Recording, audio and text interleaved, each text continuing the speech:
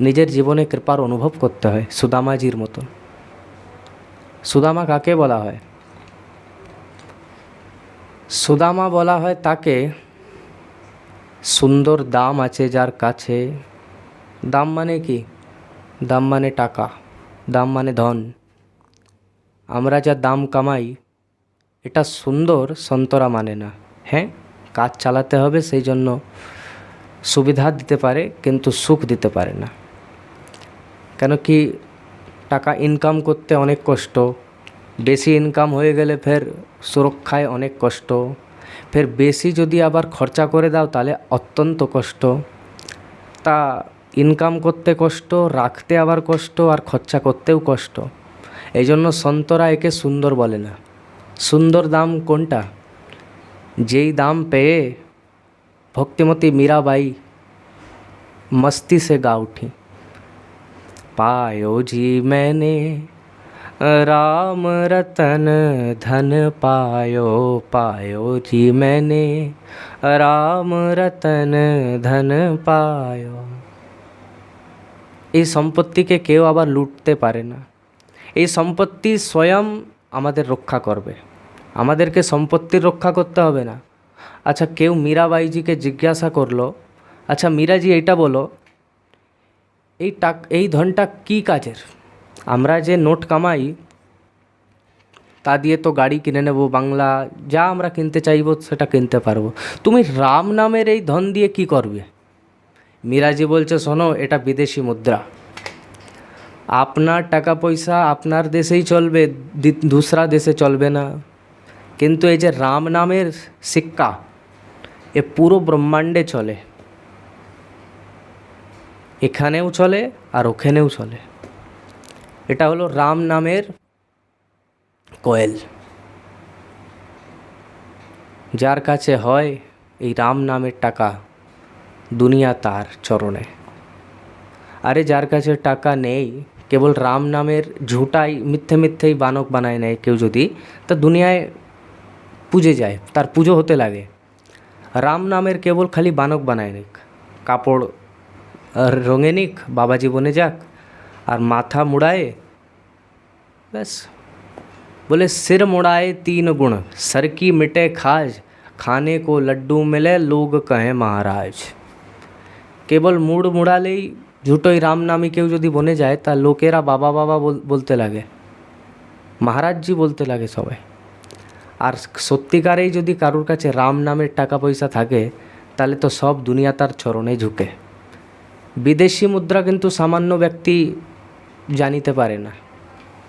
সন্তদের কাছে যদি যাও তো একটাই কথা বলবে, বাচ্চা হরে কৃষ্ণ বলো, সীতারাম বলো, সীতারাম সীতারাম জপো।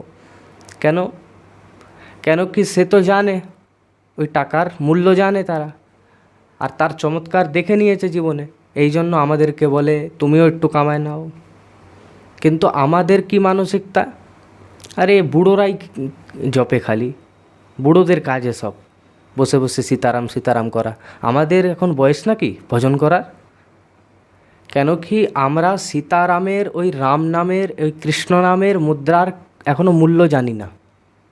মূল্য জানি না বলে আমরা ভাবি এ ফালতু লোকেরা এ কাজ করে। কিন্তু যে এর মূল্য জানে, তার প্রভাবকে জেনে যায়, ও তো ফের ওই টাকা ছাড়া আর কিছু কামাতে চায় না, আর কিছু ইনকাম করতে চায় না। ও ফের দুনিয়াদারির থেকে কিছু চায় না, বলকি দুনিয়াওয়ালা তার চরণে চায়।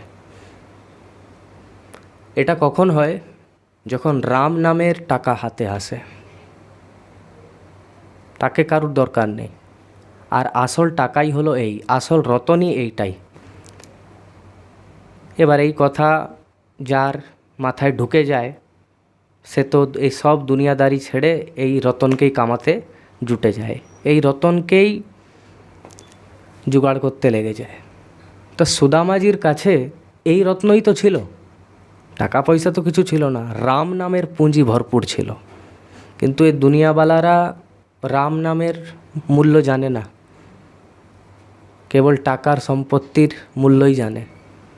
সংসারে টাকা পয়সা ছাড়া কেউ কাউকে পুছে না, কেউ কাউকে জিজ্ঞাসা করে না কিছু। पैसा बिन बाप कहे बेटा ही कपूत भयो, और पैसा बिन भाई कहे बंधु दुखदाई है।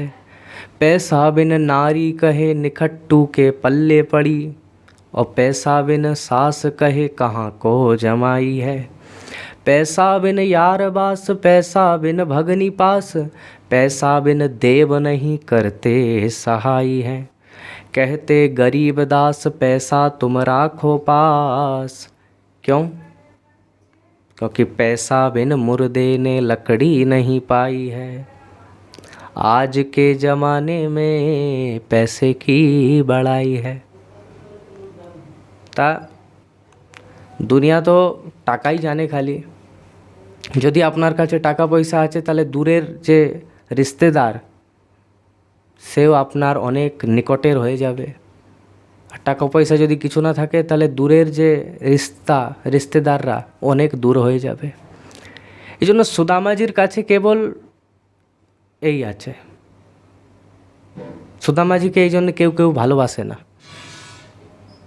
সবাই দূরে থাকে, কি মহা দরিদ্রী।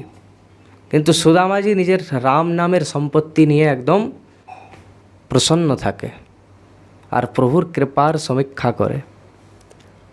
যখন দ্বারিকা গেল সুদামাজি আর আসার পথে ভাবছে কি আমাকে টাকা পয়সা দেয়নি, তার কারণও আমি বুঝে নিয়েছি। জনমের দরিদ্রীর কাছে যদি একসাথ সম্পত্তি কেউ দিয়ে দেয় তা তার বুদ্ধি একদম খারাপ হয়ে যায়। হ্যাঁ, যে কোনো দিন 5 লাখ টাকা হাতে নিয়ে দেখিনি জীবনে, তাকে জনতারা আশীর্বাদ দিয়ে পৌঁছায় দিচ্ছে, জনপ্রতিনিধি বানায়, আর সরকার সিধা তা 5 কোটি টাকা তার হাতে থামায় দিয়েছে, বলে যাও নিজের ক্ষেত্রের বিকাশ করো। তা শ্রীমানজি সব থেকে আগে তো নিজের বিকাশে লেগে যায়, বলে আগে আমি তো বিকশিত হয়ে যাই তখন তো তোমাদের বিকাশ করব। তা জনমের দরিদ্রী ব্যক্তিকে যদি টাকা পয়সা মিলে যায় তো তার বুদ্ধি একদম খারাপ হয়ে যায়।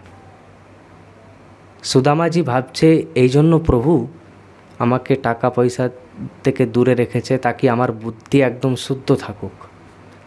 কেউ অনেক বড় বিরলাই হয় যে টাকা পয়সা পেয়েও একদম সহজ বনে রয়েছে, নাই তো অনেক কঠিন হয়।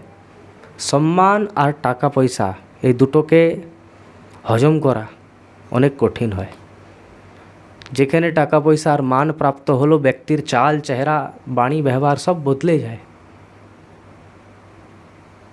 তো এটা হলো কৃপার সমীক্ষা করা। সুদামাজি কৃপার সমীক্ষা করছে যে আমাকে যা দিয়েছে সেইটাই ঠিক, যা করেছে এই জন্য আমার কল্যাণের জন্য করেছে। আমাদেরকে কৃপার সমীক্ষা করতে হয় কি আমাদের উপরে কত কৃপা।